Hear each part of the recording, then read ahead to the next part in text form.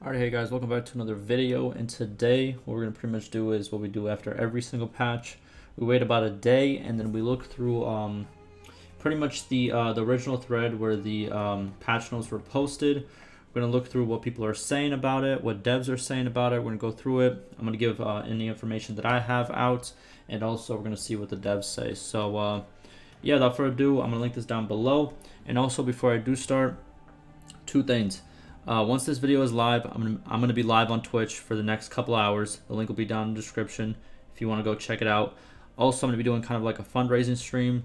So my girlfriend's friend's mom, she recently died, and they pretty much made a GoFundMe for the funeral costs, and I kind of want to help out. So I'm gonna do a fundraising stream where every sub, every donation, all that stuff is gonna go straight to her and her family. So if you want to join the Twitch, just to get the numbers up, or just if you do want to donate, I am going to be live when this video is up for the next couple of hours. So if you want to join, that would be great. But without further ado, let's get into it.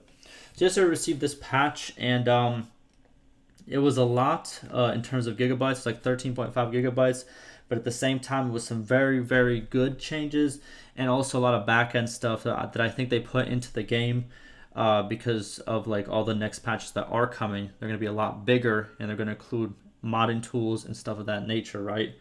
So and this one right here, I thought it was very big as well. The format of streaming textures was changed. This improves texture streaming speed and reduces hard disk size of the game by 10 gigabytes. So they knocked off 10 gigabytes out of the game and pretty much made the textures a lot, like performance-wise, a lot better, right? So very, very good. We got, well, thanks. There it is. Little patch. Yes, it is.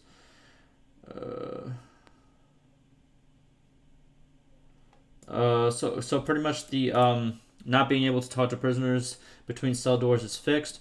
So what happened was, yeah, they only say one line, which is like, I'm not allowed to talk to you. But for some reason, you couldn't even engage in that one line behind cell doors. So that was fixed, but it's kind of like a non-issue because you can't really do anything with the prisoners anyways. But yeah, it was kind of a bug. So now we're talking about the one-handed axes can be used as melee weapons. Okay, this listed as a multiplayer change. The throwing axes get fixed for single player as well. And he edits it and says yes, throwing. Okay, so he did his own research, and pretty much throwing axes, they can be used as in their melee mode, also in single player. So this should have been under the both category, but yeah, you can use it in multiplayer and single player. There it is. Thanks for the patch. 1 or 2 new quests being implemented. I don't really do quests. I'm gonna keep it real with you, but there's always been some quests added. Not this patch, but patches before. There's always been like 1 or 2 new quests every patch. Thanks as always for the work in patch. Can't wait to try it out. I would have liked to see some attention to completing range perks in this update. There it is. But I can appreciate those things that you have been able to do.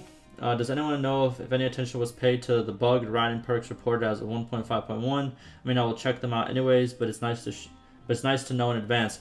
I don't think they changed any perks in this patch, but I think that in next patch we're gonna have a lot, like a way bigger patch, if that kind of makes sense, right? So we're getting modding tools sometime this month, so it could either be next patch, or if they decide to post 2 patches this month, it's going to be the second one, right? Still no hook spears? Negative. Conversation encounters. Fix the bug that allowed players to move and control the camera freely in a multi-agent conversation. Well, if I didn't get it wrong, this bug is more like a feature that allowed us to make some cool screenshots. I can't test it now as a patch 13.5 gigabytes. Oh, well, it was a bug, I guess, in their terms. But I know what he's saying. So it happened to me a couple times. It's pretty cool, but obviously it's not supposed to happen. The format. So he's talking about the hard disk size of 10 gigabytes. This seems promising. It really is. It's actually pretty big if you think about it. Update in general looks like a hotfix. Yeah, it's kind of like a big hotfix, really, to be honest with you.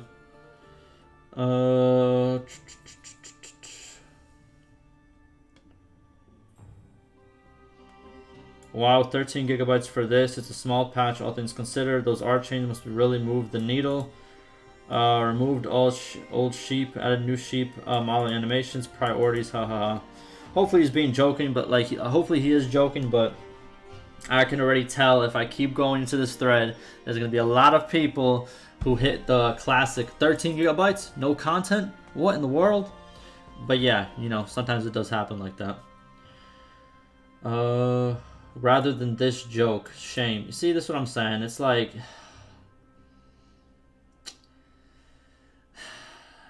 It's like, man, what can you say? You know what I mean? Like, it's a 13 gigabyte hotfix, but as you can see right here, I'm not trying to be like that guy, but this update took 10 gigabytes off of the game's size. So, you know, it's not really 13 gigabytes if you put it that way, right? Oh my god, here's the comment that I would literally stated. 13 gigabytes patch for a few changes. In terms of new content, there's almost nothing new. Oh, yeah. I know this is a bit of a jab, but it's quite clear the effect Mexico has when he is on holiday. Tiny changes and miss you, man. They're preparing for... Okay, never mind. I'm not... Because if I try to defend anything, all of a sudden I'm kind of like... You know what I mean? I'm on the payroll, I'm on this, but... You know what I mean? Sometimes big patches have back-end features that require a lot of space, if that kind of makes sense, right? And the 13 gigabytes, it's not like 13 gigabytes on top of what the game already is. A lot of times it's just overriding code, but it's pretty much deleting code and then overriding, if that kind of makes sense, right? So you're not getting plus 13 gigabytes to whatever your file is. It's going to be, you're going to get some, it might be a couple gigabytes, but it's not the full 13, if that kind of makes sense. Yeah, see, the 13 gigabytes because of this thing. See, the 10 gigabytes, it must be downloading all textures again, something like that, right? Some bugs in 1.5.2. Can't see my party numbers. Okay. Can't see my player icon on the map when moving the camera far away. That is a big problem. Huh, interesting. Sorry about to push this, as 1.5.2 is a real huge disappointment. The patch notes reads more like a previous hotfixes. Not even a single new perk, not a single major issue fixed. I don't see any real content.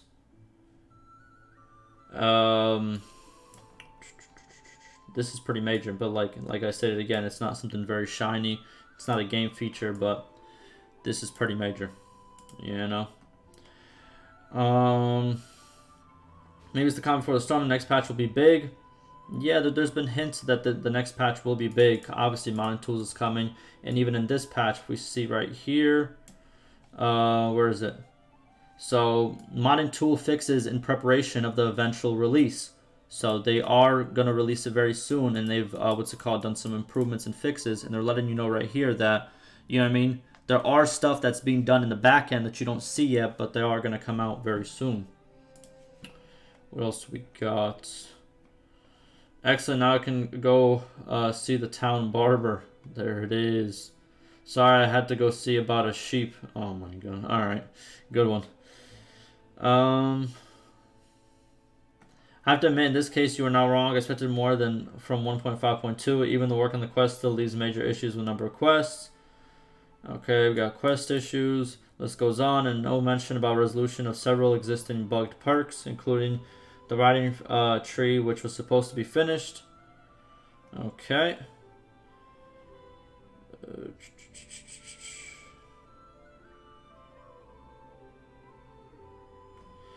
Yeah, it's a big improvement for the main branch right now, but what about when they move to 1.5.2 to main branch? At that time, I feel like the same way. People will be saying, wait, it's a main branch update.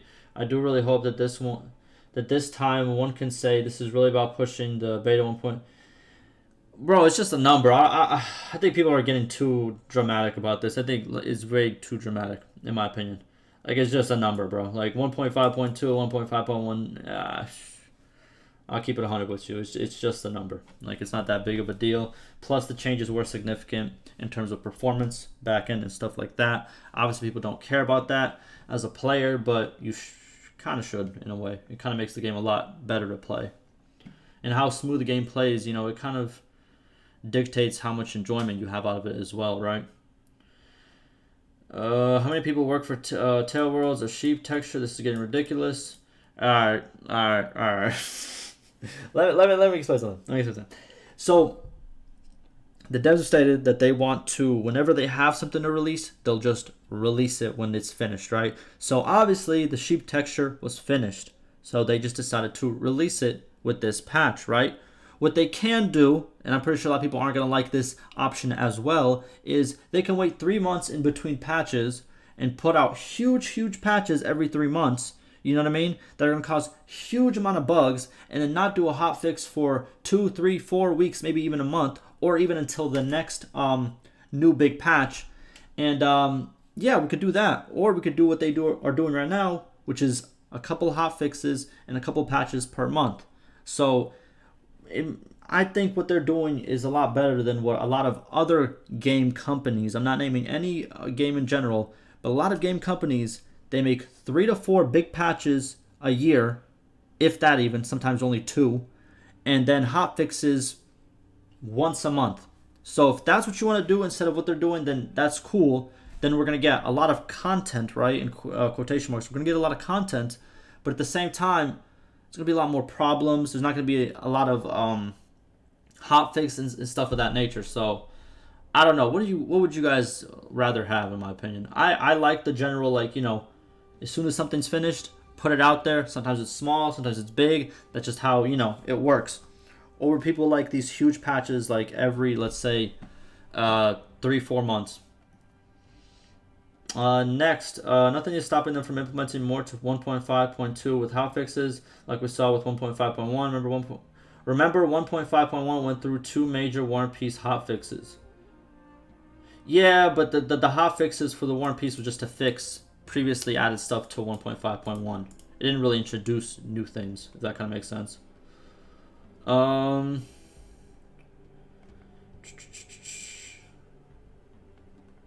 Okay, what else do we have? I hope they will soon start communicating that there is no possible way the game will come out of early access and then end of this year.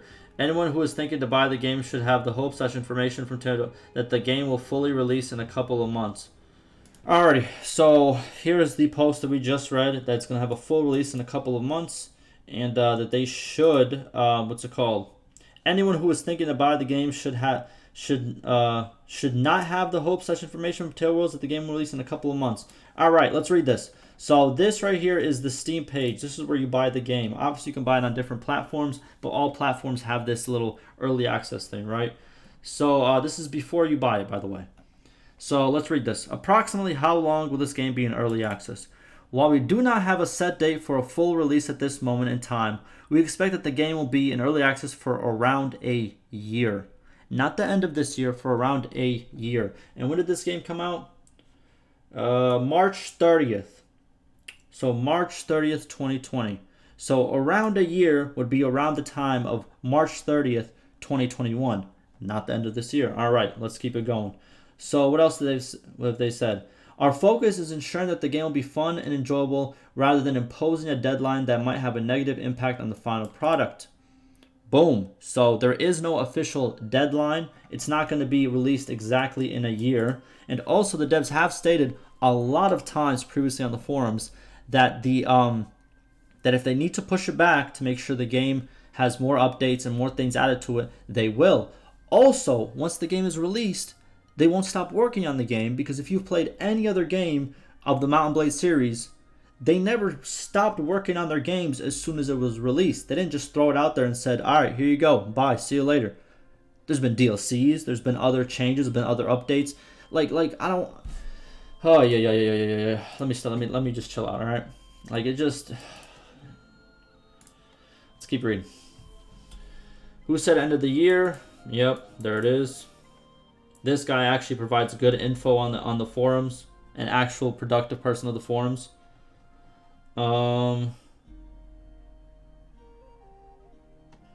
Indeed, my bad. Even so, do you think they will have a full release on April with this pace? It doesn't seem to change.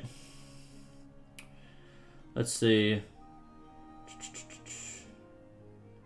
I prefer to have to wait for longer, bigger patches than this. Still no fixes for cavalry AI, not balancing changes for archers.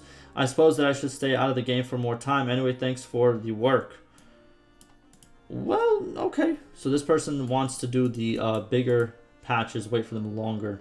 Even though when we did have to wait for just 1 month, the whole forums was on fire. But, you know, I'm not going to talk about that. We're not going to talk about that time.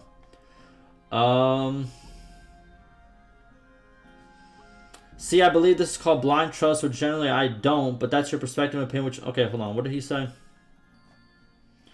We see things when they are ready for us to test. What we see is now all that is going on, so I'm guessing off the current pace is pointless when they release new content when it's ready.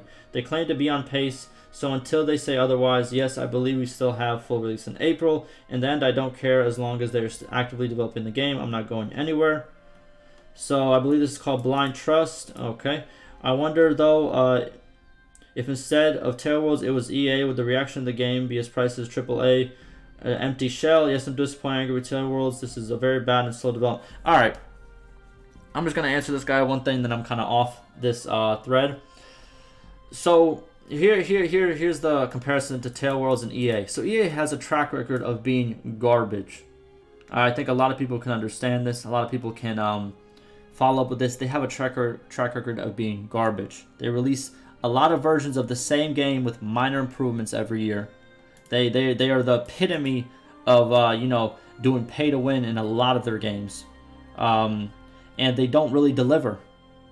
Now, Tale Worlds, they've delivered. They have kept communication. They've done patches whenever patches are needed, hotfixes whenever they are needed. They have talked with the community plenty of times. Like, there's a thread where this guy and one of the developers of the game have went back and forth, and there's been some good changes out of it, right? So it's not blind trust. It's kind of like you see how someone acts, and then, you know what I mean? You kind of, I guess in a way, you do trust them, right? But they have a good track record. Comparing a good track record with somebody who's just, you know what I mean, all for the money, it's kind of like, it's not the best comparison, right? And this is up for the debate, the whole empty shell, but like in terms of a Mount and Blade game, it has what a Mount and Blade game has. Yes, the diplomacy could be better. Yes, it's not fully there, but is it an empty shell? Definitely not. I think it's quite playable. I think you can put a lot of hours into it. A lot of people have put a lot of hours into it, and it's just, I don't know. And the whole disappointed and angry. Why are you angry? It's not okay. So you go blind assumption. Good. Oh my goodness. So he said this is blind trust, and then you go off blind assumption. Well, ain't that tough?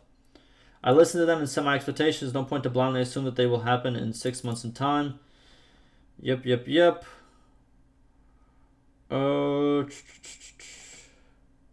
Oh, here we go. Number one troll of the forums stated he stopped playing the game 6 months ago. Still posts daily. Spent this much time on the forums. Yikes. Alright, I'm off of this. Okay. Any dev... I'm sorry. I get triggered so hard when what's it called? Not reacting, but just reading these threads. Like, it's just... Oh, yeah. What else they got? So, the game has been crashing consistently when I enter a battle between two armies since 1.5.0. Is anyone else encountering this? I have no mods installed if it's any help. So you have a crash uploader. Upload your crash. What else do we have? And he states, have you ever installed a mod? New game. Okay, so just basic help. And that looks like it's about it. I did receive an extra 300 megabytes today. I don't know if that was a hotfix, if they're going to make an announcement about it, but I am going to keep you guys updated whenever they update us. But yeah, without further ado, this has been my rant / review of this thread. And yeah, hopefully you enjoyed. Like I said before, I'm going to be live on Twitch doing the fundraising stream. If you want to pop by, that would be great. And without further ado, like always, stay safe.